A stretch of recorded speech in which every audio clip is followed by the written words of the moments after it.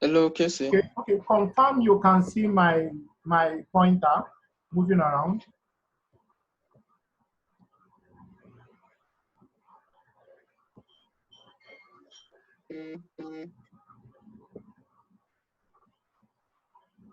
Yes, I can see your pointer too. Really a lot of time lapse. So we'll start. So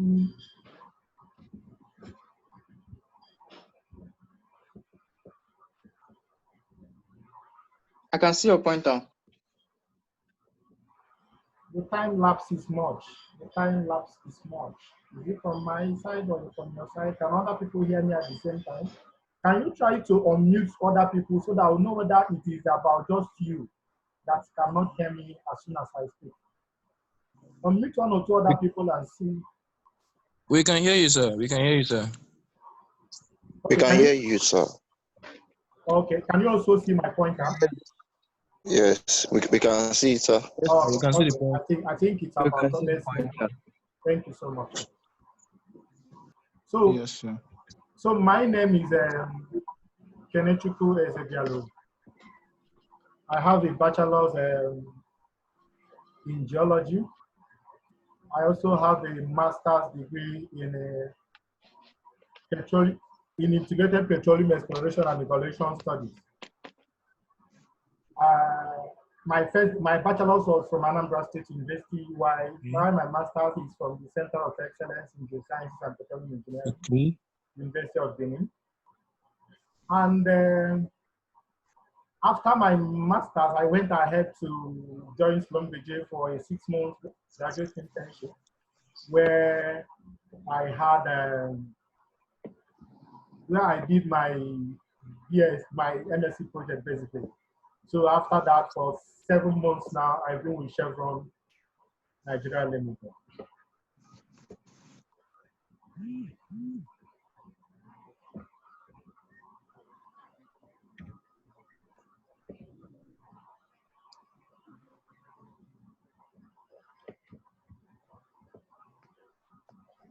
So what am I here to do? I am basically here to do what Society of Petroleum Engineers call Ambassadorial Lecture Program. And the lecture program normally encompasses non-technical stuff. But on your request of OAU student chapter, I will go a little technical in terms of seismic interpretation. But because of the fact I understand that your membership is spanned across engineering and geology, it's not just geology guys, and even the geology guys are still very young in their undergraduate studies. So I felt going very much technical into the subject of the day could possibly make me lose my audience. So I felt I should kind of structure a story around what seismic is and just basically answer the question of why, what it is, why, how, where, how do we do it, and if possibly who does it, right? And then eventually we will now delve into the interpretation proper. Again, we're also going to discuss what, remember we talked about Ambassadorial Lecture Program, that's what we're here for. So eventually we'll talk about what SPE is and then get into telling you how SPE have made me who I am or have helped me grow one way or the other. And then also discuss my long-term goals. And then it is time to now look at you and know what your long-term goals are and the direction where to go to from here, right? So please come with me. Let's sit back, relax, and let's take a dive into what we are here for. So in terms of, by way of introduction, seismic that we're trying to discuss today is a geophysical survey method. So generally, for us to have a view of what we are talking about, we need to understand what geophysics is. So geophysics is a non-invasive investigation of subsurface conditions through measuring, analyzing, and interpreting physical fields. Mark the word non-invasive. Non-invasive means that you're not penetrating the earth, you're only at the surface and you're using physical tools or physical principles to understudy the earth and make a meaning out of it. And what all these things you are trying to do is generally to add value, to make money, right? So I want to understand what is under me so that I see what I can exploit and make money out of it. So many of these technologies are traditionally used for exploration of economic materials, like I talked about before. For economic materials like groundwater, metals, and hydrocarbon. So generally speaking, all we are discussing in terms of geophysics is not really a black box. It is pure science. It is your pure physics and all the physical sciences you've known about before now.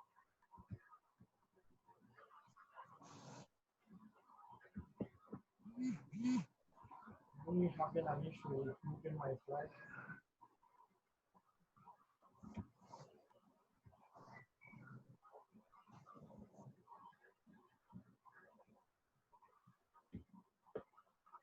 Okay.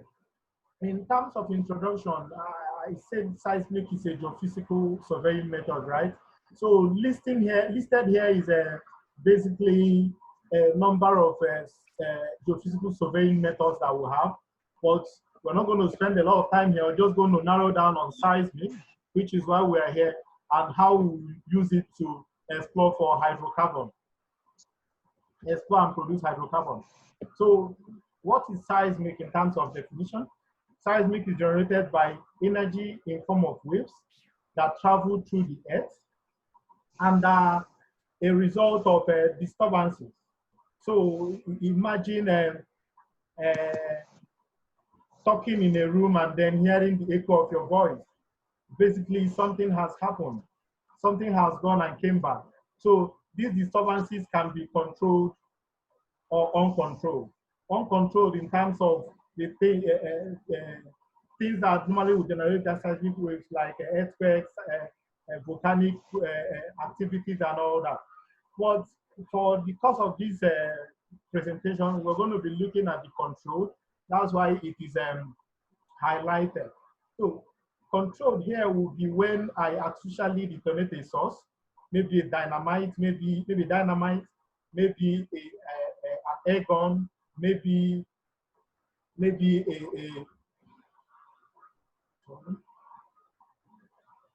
or maybe even a sledgehammer. I use it to generate waves into the earth. And acoustic impedance, because what actually is happening is that these waves is traveling to the earth. And as it goes into the earth, remember sedimentary rocks occur in layers.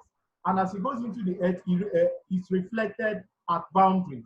And these boundaries, why is it reflecting in those boundaries? Because of what they call acoustic impedance variation. What's acoustic impedance? Acoustic impedance is simply the product of your velocity and density. For every medium through which that wave will pass through, that medium possesses a density, right? So the velocity with which that wave will travel through that medium will depend on the density. So because of difference in density across different sedimentary layers, you have a variation across what that's what now causes that reflection. And just trying to make a story out of it for basic understanding. Imagine you have a bowl of water in your kitchen and you're putting a stick into it. You see that from the surface, it appears the stick is bent. What is happening is just because of difference in density, right? That's exactly what we are talking about. And what eventually now happens is that the time of travel is recorded at the surface. The time of travel of this wave from for it to hit that particular layer that reflects it, to the time it takes also to depict at the surface. Definitely what we call the two-way time, right?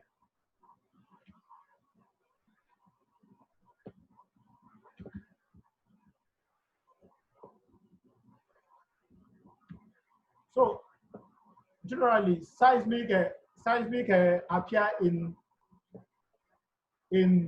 scopes, you know. So we're going to be looking at seismic scope in terms of acquisition, processing,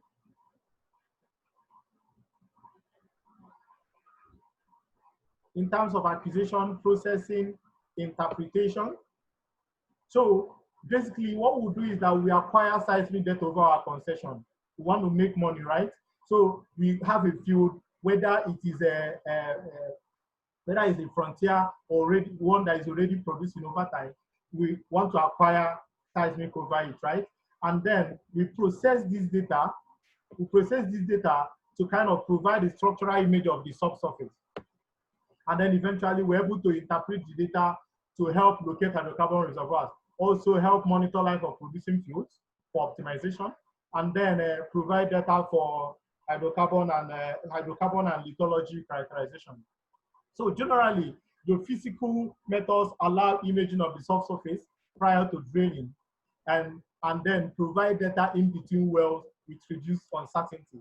Before I drill a well in a field, I have seismic shots, right? So I am able to understand the subsurface, kind of. But over time, if I have wells already drilled, I can now begin to now put in those wells where they are, because my well have penetrated a particular spot. I have the real data of those places. So I'm able to correlate across the field and again try to reduce, and at the same time reduce uncertainties that were there before my wells were drilled.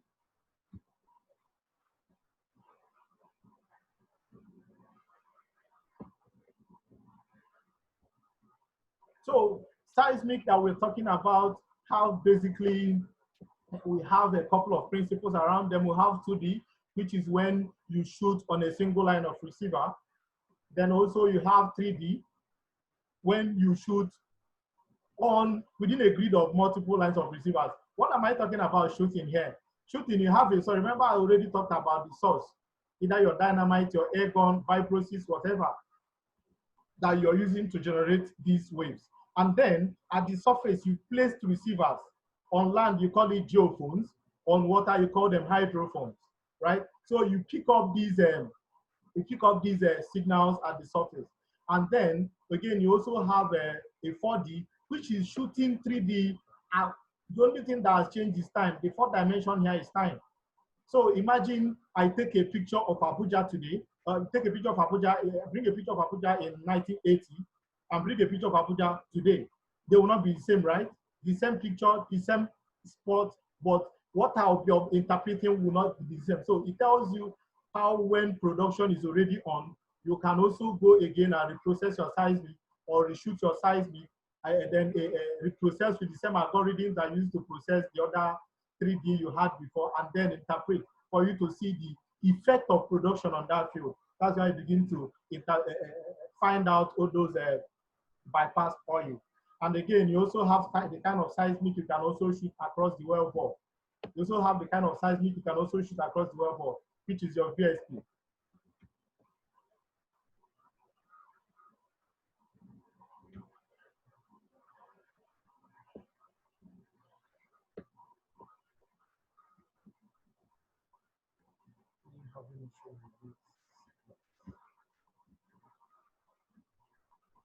Okay, basically, purposes for seismic acquisition, I want to locate sizable hydrocarbon reservoir. Remember, I talked about that the whole reason for this thing is making money.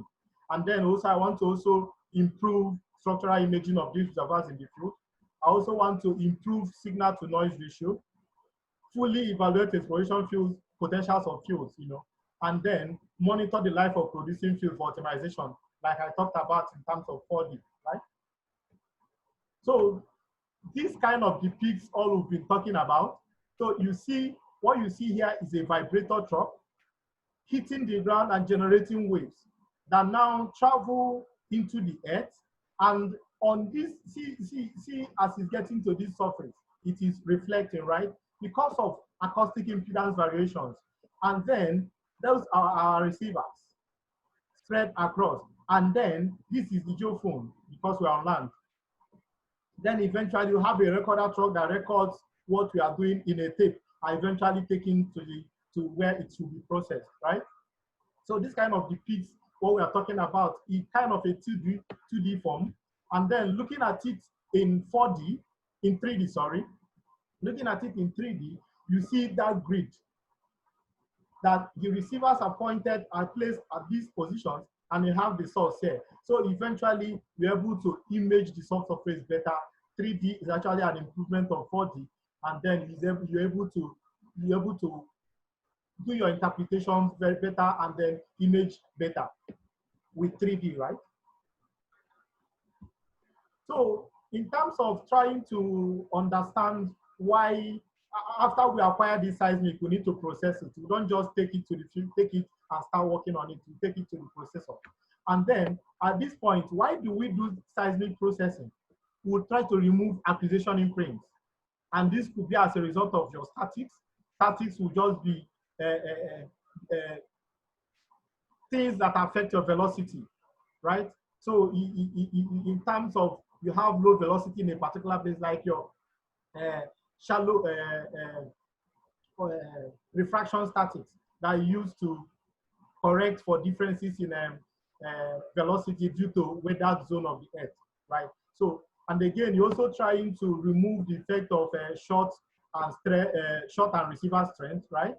Again, you want to, what again you want to do, you want to enhance signal to noise ratio.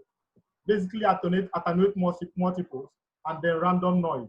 What we mean here is that as you shoot your seismic, a lot of things are also, the geophone, the receiver you've kept, it will record a lot of things, noise in the background, even there could be thunder somewhere, there could be a truck passing, anything could be happening that will also disturb the earth, that will also pass information to this. And again, because, and as you shoot that, as you shot that, as you detonated your source, you also see the waves going at the surface to meet your receiver, right? So these things are things you want to remove. You're only interested in reflected seismic waves, which is your P wave generally. That's what you're only interested in. So again, what we're trying to do in that seismic data processing is to kind of do a deep move out and migration. What do we mean here? You know, geology is not homogeneous. So a number of times you have things showing where they are not supposed to really be. So when you do your migration, you take your things, you take your images or your signals to where their rightful positions is actually on Earth. And then you do your move out simply because the time of receiving your maybe I need to explain something here. I need to unshare and use a pen to actually or make you understand what I'm talking about.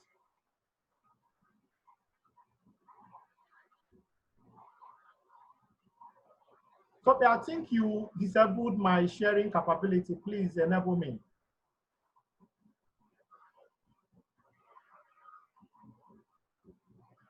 Hello, Toby.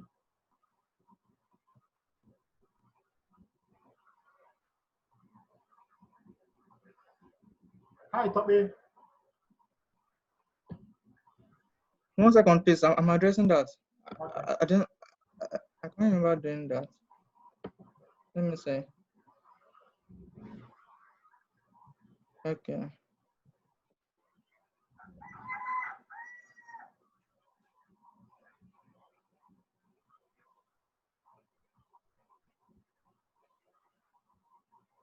Thank you.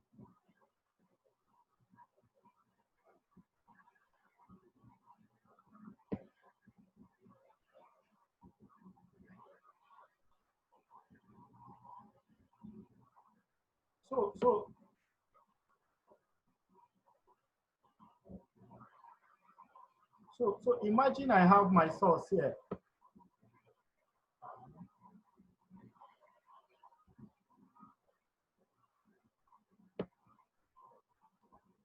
Imagine I have my source here. Because I'm sharing one. I think it's not working. Go back to the presentation.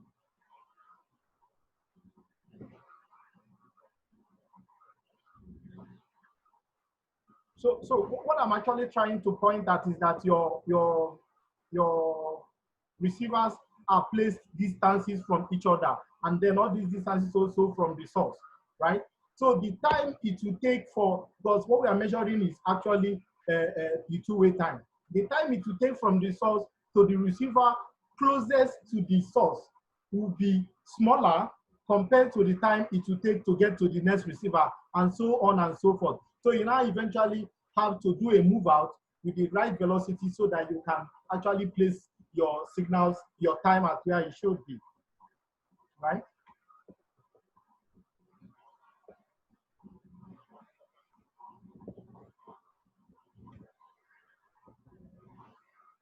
So processing, why do I want to process the strategy to adopt? Basically, seismic processing should address interpreter specific needs. For me to do seismic processing, there are a number of, there is a reason for that. Like, remember I told you it's about making money, decision making, right? So in terms of seismic processing, I have to pay attention to what we want the company or the interpreter wants to use it for. So it could be for structural issues around the reservoir. It could be for resolution within a very thin reservoir. It could also be for us to be able to remove noise and multiples, like I mentioned before. And again, we might also be needing data for suitable AVO inversion. AVO means amplitude versus offset. So when I do my processing, basically what I want to do is I want to clean up the data so that I can make meaning out of it. Imagine you have contaminated water. For you to make meaning out of it, for you to drink it, you need to kind of remove those impurities, right? And you could do that by filtration. And this just kind of depicting a situation where you have some unwanted stuff from in your data and you want to remove it to now have a clean water good for drinking, right? Again, looking at this image, you see, looking at this image, you see that a number of things has happened. You cannot make a meaning out of it. But after migration, you begin to make a meaning out of it. At least you can recognize the person, right? So migration and noise attenuation is just one of those things you do in seismic processing. You do move out, you do a lot of things. But generally, what you're trying to do is to improve the data quality so that you can be able to interpret, right? So it's still in terms of processing for you to have a view of it. Imagine this at the left where you can see my pointer. Imagine this to be the data I got. And then after processing, this is what I now have. Does it not make more sense? It means I can interpret better now. I can observe something here, right? So having done all these things, we'll now begin to delve into the meat of the day, which is basically a seismic data interpretation. So if I have seismic data generated, right? I have the cube, 3D cube. I begin to span across it, do some reconnaissance studies, know where the environment where I'm even working at. Just try to understand maybe even the processing modalities and acquisition modalities to have a view of what I want to do. Also, try to understand that I have the right coordinates. I have the right, just quality check my data kind of. And then I should also be able to do some nice attenuation. I can do some semblance, just generate the attribute, seismic attribute called semblance. So basically understand how discontinuities play and basically coherence, right? And then after that, these things are not cast in stone. The basic thing is that I can do what? After all these QCs and all that, that's quality checking, I get into understanding my fault and picking them, and then doing a work to seismic time, picking my horizons. But all these processes, workflows are not cast in stone. You can do one after the other. You can actually leave everything. Some people prefer to pick fault horizons and then go to work to seismic time. But what we want to do here is to actually know why we want to do that, not really basically how to do that. Because knowing how to do that entails a lot of technical jargons and stuff, right? Remember, I promised I was trying to leave a little technicalities around it because I understand that my audience is not as advanced as most of them are not geoscientists, and then also you have even the ones in geology still very young in their undergraduate studies. So trying to basically tell a story around it. So what I want to do is pick my faults. Faults actually are those how do I see that there are those discontinuities on Earth? A number of things could lead to that. Maybe tectonics, maybe shell diaprism. A lot of stuff could lead to faulting. And if I know the environment where I am in, is it extensional, is it compressional, I will know the kind of fault I should expect, because every basin you have the kind of fault you have in it. So also you get to do your well to seismic, and eventually you do a QC after your horizon interpretation. QC to make sure that your interpretation is watertight. And then because you're the interpreter looking in terms of time, the driller is going to drill in depth. So I need to generate a velocity model that will eventually be able to make me convert my time to depth, right? And just this seismic image you can see here shows you what the end of data I could have received. And then at the end of the day, this one here tells you the kind of product I will have, where you see your horizons. The horizons represent the sand packages that I'm interested in. And then these ones will be your faults and all that. And remember, your faults, generally all I'm trying to do is pick up the structures that I think will trap hydrocarbon, right? So diving into it properly, I want to be able to seismic time, because my seismic is recorded in time. Remember, we discussed that already. And then my well is in depth. So it now means it's a situation of trying to compare apple with orange, but they're not the same. So what I want to do is to basically tweak it a little so that I can, if they can be the same thing, I can relate it to the same thing and then be able to solve my problem. That's match the two of them. So what to seismic time allows well data measure the units of depth to be compared to seismic data measure the units of time. I've already talked about that. So in terms of that, we'll go further again. What do we really need to actually be able to tie our well to seismic? I'm looking in terms of, remember that we already talked about velocity. Remember, we already talked about velocity and density being what we call the acoustic, what the product of that will give us acoustic. That's what seismic measured, right? So I now have my well that have penetrated a particular formation, and then that well, in that well, I have a velocity log. My sonic, which is the inverse of velocity, also have a density log. I can multiply these two to generate an acoustic impedance log. And when I do that, I do what I would call what is called the reflection coefficient. What is reflection coefficient? Basically, if I have two layers bounding themselves, one on top and one below, the acoustic impedance of the layer below minus the acoustic impedance of the layer above, what I have there divided by the acoustic impedance of the layer below plus the acoustic impedance of the layer above will give me my reflection coefficient. Once I get that, I convolve it with my wavelength, I get a synthetic.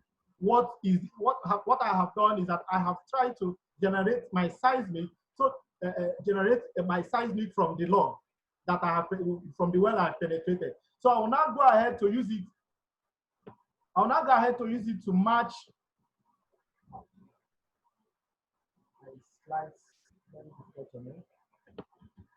I'll now go ahead to use it to match with my seismic. That's a typical synthetic I've generated. You see that I'm beginning to see the events on seismic, how they play. So that with this, I can quality check whether my horizons I picked are defined, my faults, what are just happening. All these things, remember, is iteration processes. You just continue to iterate around it, interpret them, and make meaning out of the whole thing. So after that, we want to now look in terms of fault and horizon interpretation. These are my faults. If you see there's discontinuities across from here, this layer, it means that this one has gone up. This basically will be a normal fault because this is a Niger Delta data, right? So definitely you expect a normal fault. So you have your faults picked, you have all the faults picked, and then you have your horizons. 3 different horizons have been picked here, right? Horizon 1, 2, and 3 for the case, as the case may be. So you see what you're seeing here with different colors, color-coded, right? Well, I say color-coded, but this color is a function of depth. Remember, what you are interpreting in your seismic, you're interpreting in both what they call the cross line and the inline. What inline is basically the line across deep. That's across your structures, right? And then your cross line will be the line across the stripe. All right. So when at every point in time, I will have an interception where the horizon interception where the horizon in the cross line intercepts the horizon on the end line. And that particular interception will be a point, will be a depth in the subsurface. So when I'm doing, there will be no depth differences. So when I'm trying to quality check what my horizons looks like, I can use this to actually see if I see coherent colors around it, I know that I'm fine. But if I suddenly see a yellow on this inline, the one that runs parallel, that runs horizontal is the inline, then the ones that runs vertically is the cross lines now. If I now see that this cross line on this inline that is blue, on top of it, on the cross line on it, it is becoming yellowish. I begin to question what is happening here. There's something wrong. So I can go further to try to understand it, to play around that environment and know what's wrong, and then be able to correct my interpretation.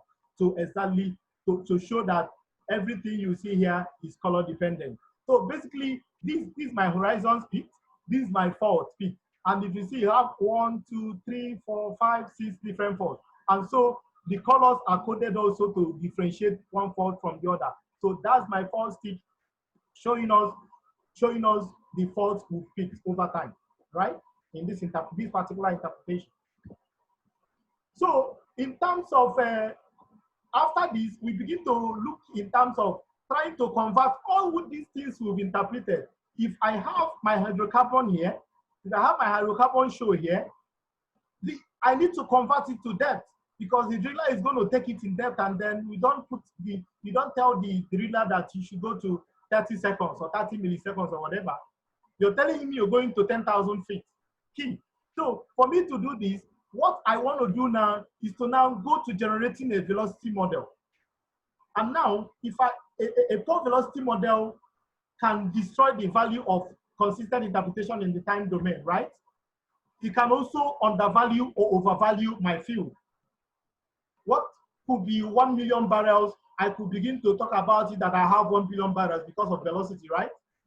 I can also have 1 billion barrels and begin to say it's $1 million, 1 million barrels, sorry, because of, sorry, forgive me for using dollars. Maybe I like money a lot.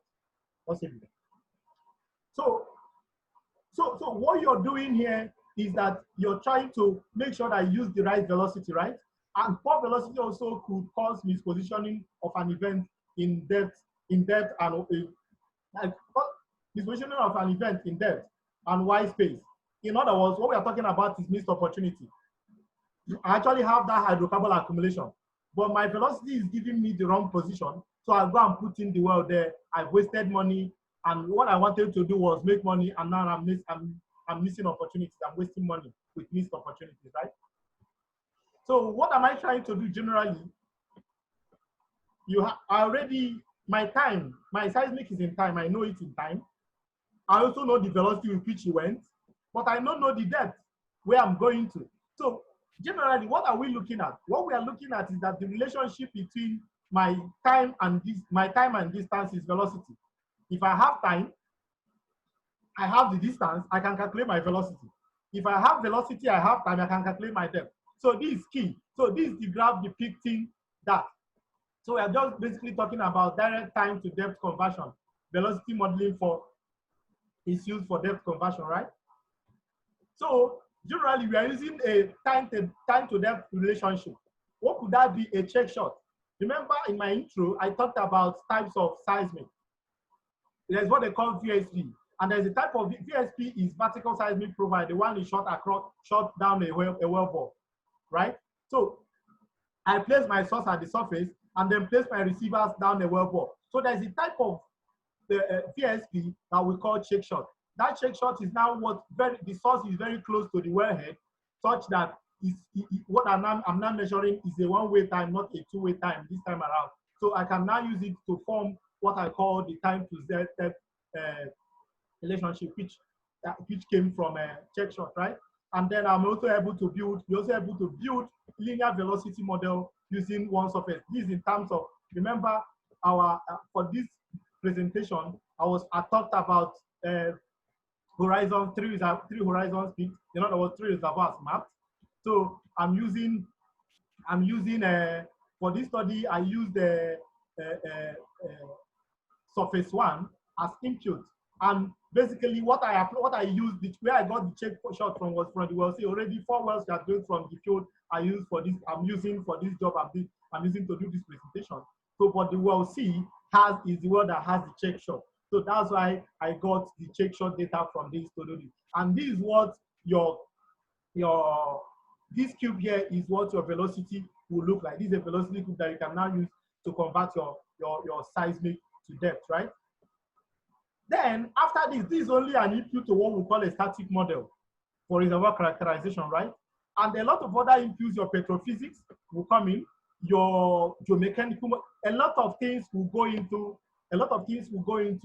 the static model. But seismic interpretation, or the data I get from seismic interpretation, is actually what serves me to proceed further, to now integrate data with other disciplines in terms of petrophysics and other disciplines, to be able to come up with what they call a static model, and then go further to do some volumetrics and simulate my model to put it in dynamic mode, to actually make a prediction, generally do a field development planning, and tell my company, tell whoever I'm working for, do this or do that, right? So here is where we are looking at ending what we are talking about. But like I said before, what the presentation today is for ALP, Ambassadorial Lecture Program. So we are going to again be, from the outline, we're going to again be talking about what SPE is. SPE, basically Society of Petroleum Engineers, is the largest individual member organization of the oil and gas industry for both students and professionals. And a lot of professionals are in there, from engineers to managers to geoscientists and all whatnot. So generally, the aim and goal of SPE is to collect and share information about the development, advancement, and technologies associated with the industry among the professionals. So that's exactly what we are doing here. That's what SPE stands for, right? And again, they also try to support their members with benefits such as conferences, training opportunities, access to a lot of information and volunteering opportunities like I'm doing here. And again, it opens you to a couple of global events, right? So personally, as a person, how SPE has helped me grow. SPE have given me a constant, basically it's a constant in my professional life. The role SPE is playing in my life, or has played in my life, cannot be overemphasized, right? In fact, the first time I traveled out of this country, coincidentally, was made possible by SPE. So SPE has given me local and international participation. It has given me visibility such that my content is visible. Just as I'm doing now, couple of you guys that I'm talking to now might not see me anywhere in this life, might not have seen me anywhere in this life, but I am visible to you present day. SPE made it possible. Networking, SPE also provides a platform for good networking, right? It also provides a platform for sound mentoring, and networking. You meet people, you go to conferences, you meet a lot of people that can tell you what people that are already where you want to get to, and possibly their story could help you, or definitely at all times will help you get to navigate to where you're going to. He also has exposed me to diverse technical learning. I have learned across board. I'm a geoscientist, but today what the reservoir engineers are doing is not super story to me. What even the facility guys, even the procurement guys, even the HR guys, what they're doing is not rocket science to me, because SPE platform has given me an opportunity to interact with people, interact with peers across different functionalities, and I'm able to make friends around and understand what actually it could be. And then it also has given me a corporate support. So basically, it has helped me become part of the oil industry, and also helped me also to be able to give back to the industry, right? And that's exactly what I'm doing. One thing or the other you must have taken from this presentation might have helped you grow, might have helped you in any way, or might help you tomorrow going forward, right? It could be the game changer in one of the interviews you will attend. It could be a game changer somewhere, right? So just trying to show you a little about what the kind of exposure it's giving me. This here is the 2015 SPE International President, Mr. Helder Singh of SPE OAU. This was the Outstanding Student Chapter Award I received in Dubai in 2016. Again, this is the 2016 SPE International President taking a selfie for us, you know, and then all this gives you the avenue to actually interact with people that matter, interact with people that understand life, interact with people that actually are doing the kind of things you like to do, and then keep that interaction healthy. Try to become a mentee and then mentors, and then ask healthy questions. Definitely, they're always readily available. SPE provides that platform where they're readily available to talk to you. And again, Mr. Latif Sofian from Saudi Aramco today is a personal friend because SPE gave me that visibility. SPE gave me that platform to actually interact across board. He's a reservoir engineer with Saudi Aramco. You get, and today we can share things. We can even co-author papers. We can even what the kind of world we live in today. We now have digital tools that help us communicate across board, so such that somebody can even be looking at what I'm doing from any part of the world, right? The kind of thing we are doing here, right? So again, here, we're now bringing it home a little. This is the 2017 Nigerian Council Chair, Mr. Debo Fabemi. Then this guy behind is Mr. B. Awotiku. While I was a student, he was kind of a mentor. He was kind of in the Students Affairs Committee of Nigerian Council.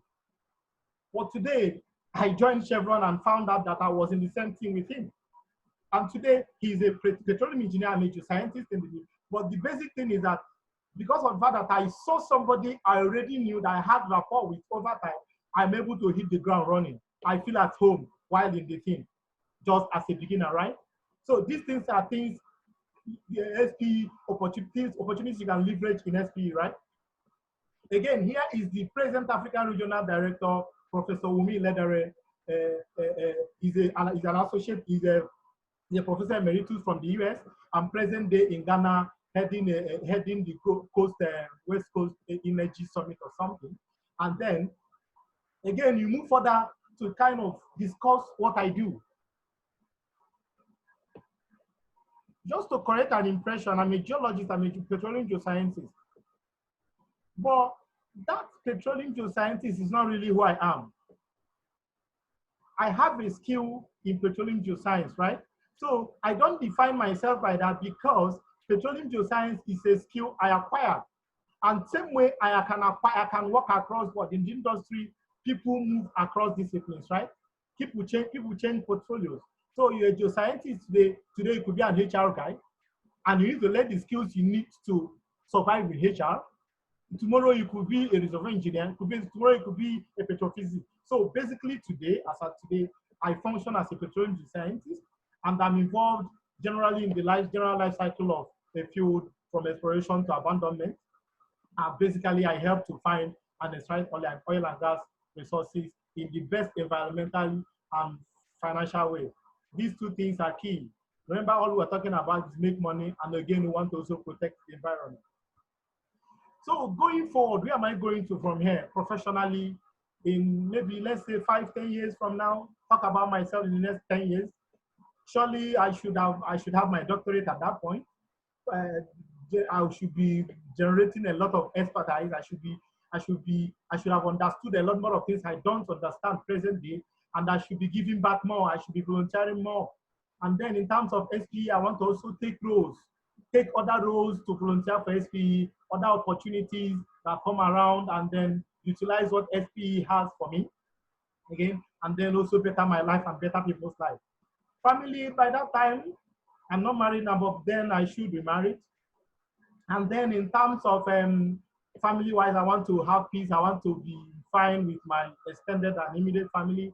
And personal life, I want to do the things I like travel, like just research, just think aloud, just do things without beyond limits and all that, you know, but still exercising professionalism, right? So now it's about you.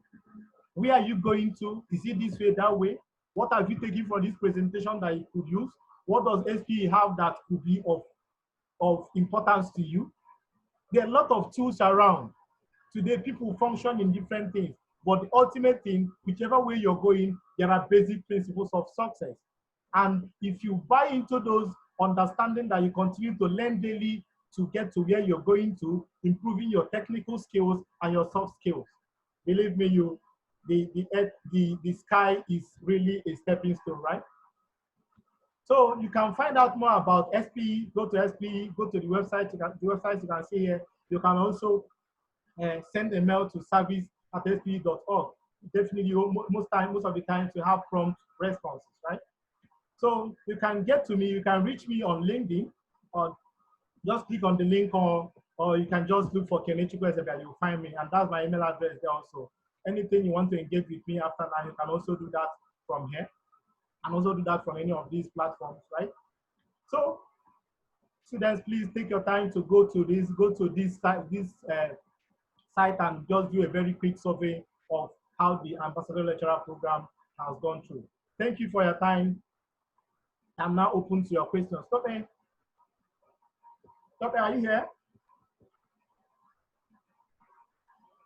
Yes, I am. Thank you very much, Mr. Kenechukwu. That was a very enlightening and insightful, lecture. You spoke extensively on seismic data interpretation.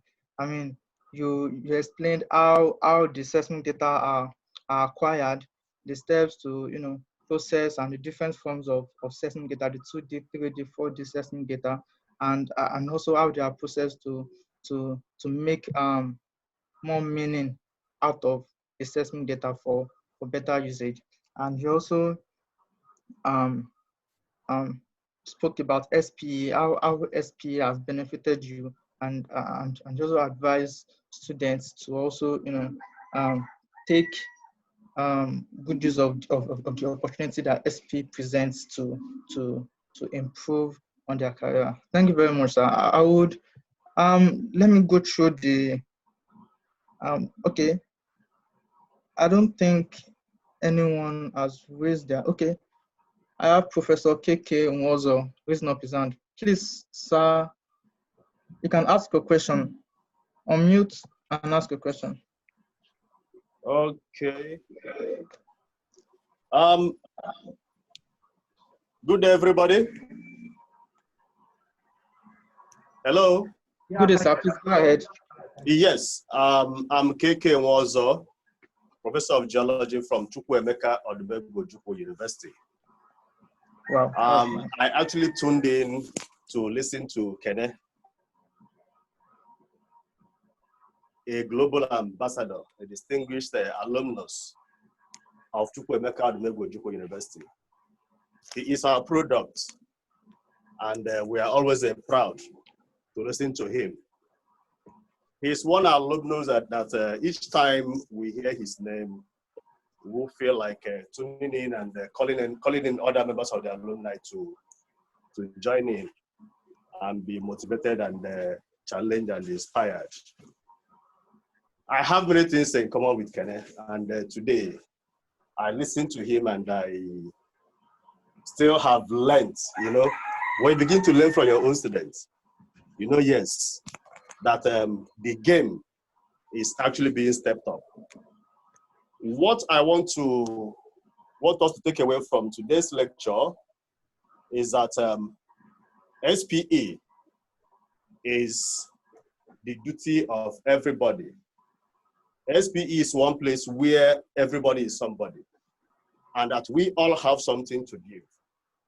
And that the future of SPE depends on what we do with SPE today. As a matter of fact, all my days in UK, SPE was one platform in Aberdeen that kept me going during my PhD. At every turn, I will see somebody in SPE who is ready to give a helping hand. From my concept development to hypothesis to the actual research challenge.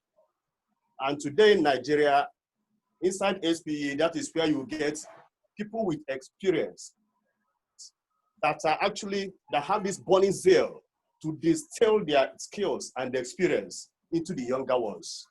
You don't get it elsewhere. That is one noble thing about our profession. You may see a father who is a medical doctor trying to raise his own daughter or son to be in that same profession to carry his company along. You may see a lawyer who has established a big chamber, trying to raise daughters and sons to take over the family business. But in our business, in the subsurface, many of us are just like that. So you can come from any background, key into any mentor, and see yourself flying. And what I still tell younger ones today is that with a mentor, in a mentor-mentee relationship, when you have a sound mentor who understands the game, a journey of 5 years can take you just 5 minutes phone call. A journey of 10 years can take you just a 10 minutes phone call, and that is it. So in all that we do, let us watch what those ahead of us are doing, and let's key in and be in the flow. That is the fastest way to learn and the fastest way to grow. So thank you, everybody, and thank you, Kede, for the wonderful lecture. Thank you. Hello, Keke. Thank you so much. At some point, I thought it wasn't me that you were really trying to, that you are talking about. When your boss begins to talk about you, when your boss begins to, when your boss begin to talk about you like this, I think I am really encouraged. Thank you so much. I appreciate all your kind words. Thank you. Appreciate all your kind words. Thank you so much. Lots of Thank you. Thank you very much, Professor Kaycee. Thank you. Okay, I don't see any other hands up. Okay, someone asked in the chat section if the recording will be available. Yeah, the recording will be available, but to get the recording, please fill the form at SPE. Okay, let me share the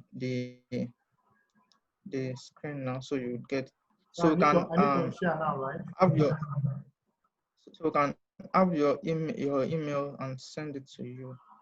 So I need to unshare now, right? Yes.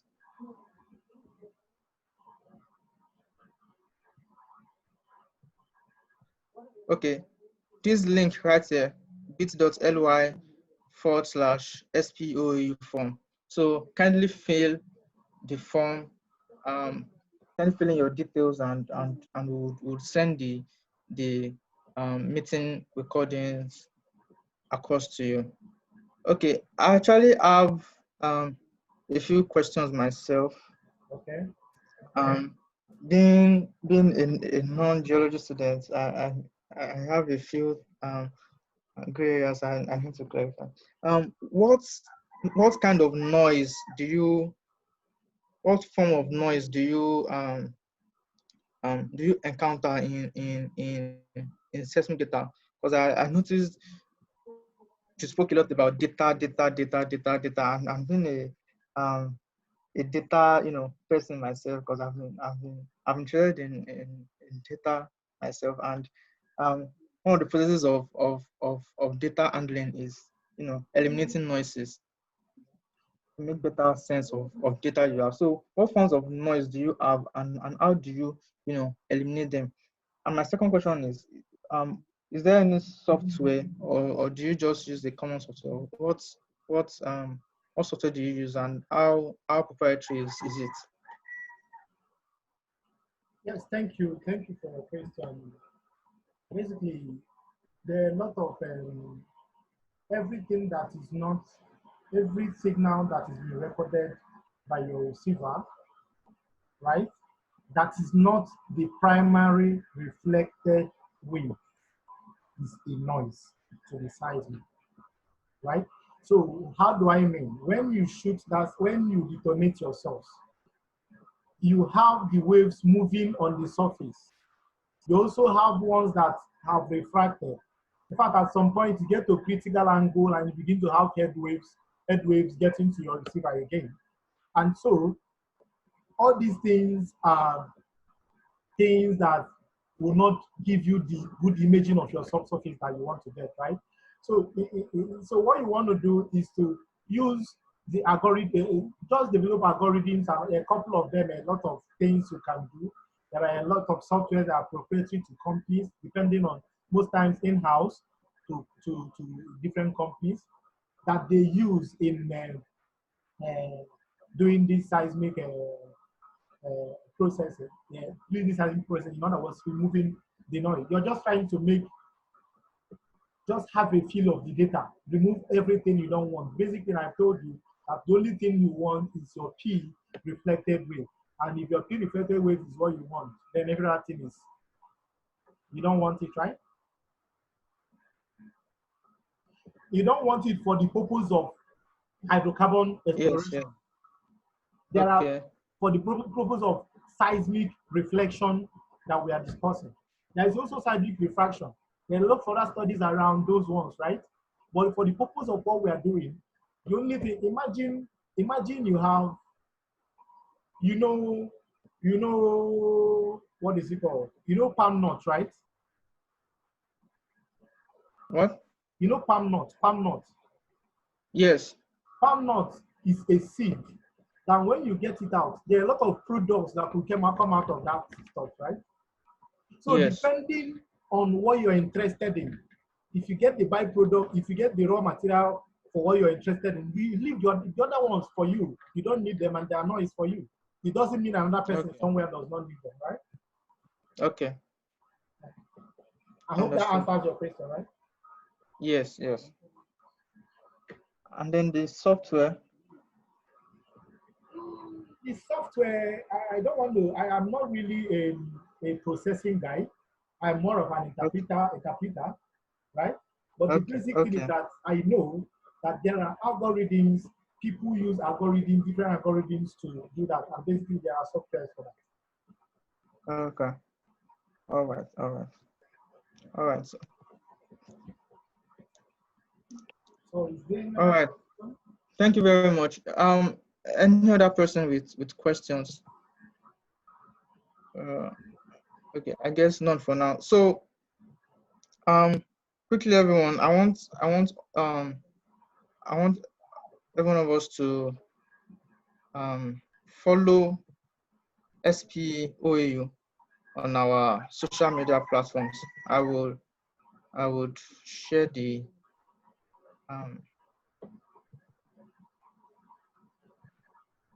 okay. So here are our handles on our social media platform. So to receive updates on our upcoming events and also stay up to date with our activities, kindly follow us and you would stay ahead of our activities. Okay, so I guess that rounds up our lecture for today. Thank you very much, Mr.Kaycee.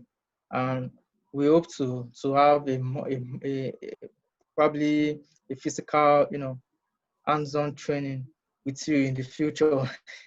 Hopefully after this pandemic has been dealt with. Thank you very much, sir. And thank you everyone for participating. Have a nice day. Thank you all. Please stay safe. Everybody, please continue to stay safe. Yes, stay safe.